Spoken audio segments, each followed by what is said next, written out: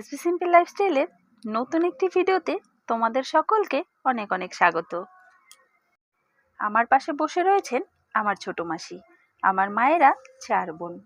এই মাসি আমার মায়ের বড়, আর আমার মা হলো সকলের ছোট, আর মামা হলো সকলের বড়।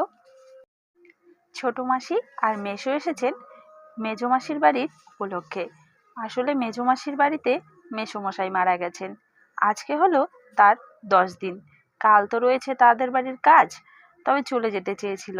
আমি বলে রাখলাম যে থাকো, বিকেলের দিকে ময়নাগুড়িতে কীর্তন হচ্ছে, ওখানে একটু নিয়ে যাব, আর ওখান থেকে সে কালকে মাসিদের বাড়ি যাব সকাল সকাল। ওখানে সময়টা কাটিয়ে কাল না হয় তোমরা বিকেলের দিকে বাড়ি চলে যেও। অনেক বলে কয়ে তাদের রাজি করানো গেছে। এখন বিকেল নাগাদ সকলে মিলে যাচ্ছি ময়নাগুড়িতে কীর্তনে।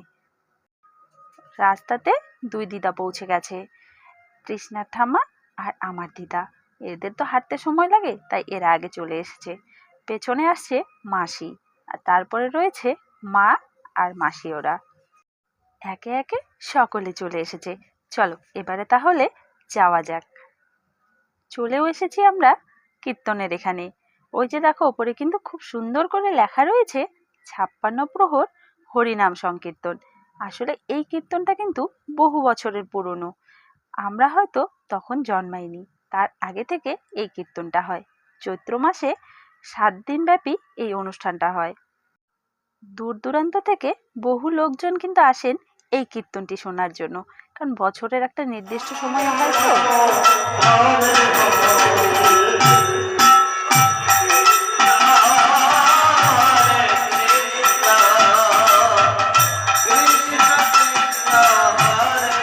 কখন যে সন্ধে গড়িয়ে এসেছে তা কিন্তু বুঝেই উঠতে পারেনি। এবারে শুরু হবে সন্ধে আরতি।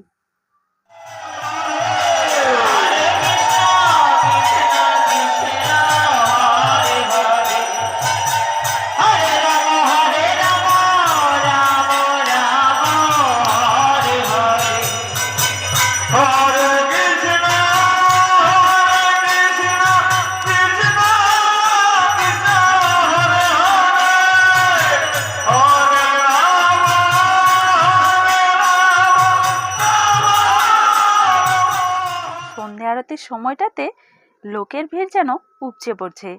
এত সুন্দর আরতি হচ্ছে, সকলের তো দেখতে মন চায়।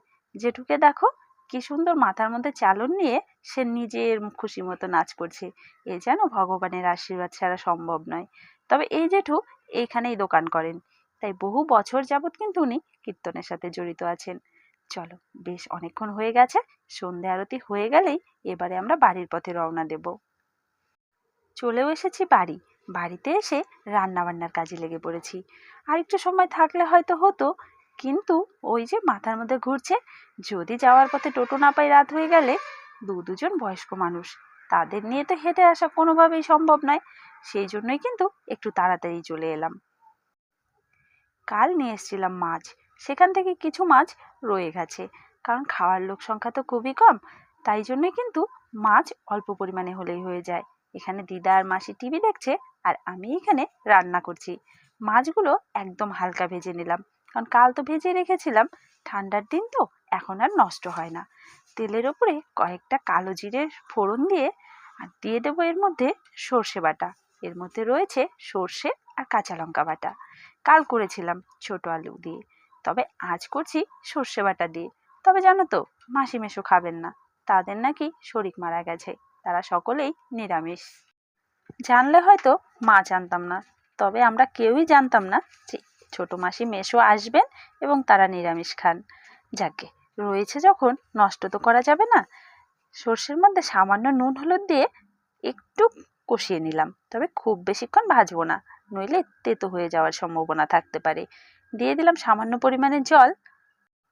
খুব অল্প পরিমাণেই করছি, কারণ দিদাও বলছে সে নাকি রাতে ভাত খেলেও অল্প দুধ দিয়েই খাবে, মাছের তরকারি সে আর খাবে না। আর কাল সকালে তো চলেই যাব মাসি বাড়িতে, কারণ ওখানেও তো যেতে হবে। কাল মেশোর কাজ রয়েছে, তাই সকলকেই যেতে হবে। হয়তো আমাদের বাড়ি সকলে যেতে পারবে না, তবে ইচ্ছে আছে আমি সকাল সকাল দিদা মাসি মেশো সকলকে নিয়ে চলে যাব। আর পরে বাবা মা তাদের সময় মতো কিন্তু যাবেন। ব্যাস হয়ে গেছে রান্নাটা। এবারে গ্যাসটা একটু পরিষ্কার করে রাখি, কারণ কাল সকালের জন্য আর ফেলে রাখতে চাইছি না। সকালে খুব অল্প সময়ের মধ্যে স্নান করে রেডি হয়ে যেতে হবে। যতটা তাড়াতাড়ি যাওয়া যায় অতটাই কিন্তু ভালো হবে ওদের জন্য, কারণ বাড়িতে খুব একটা লোকজন নেই, শুধুমাত্র দাদা, মাসি আর রইল 2 দিদি। মেসোও চলে গেছেন। আমাদের আরেক ভাই ছিল, ও কিন্তু কয়েক বছর আগে চলে গেছেন আমাদের সকলকে ছেড়ে।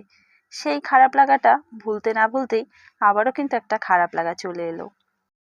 আজকের এই ভিডিওটি কেমন লাগলো সেটা কমেন্টে জানাতে ভুলো না আমাকে।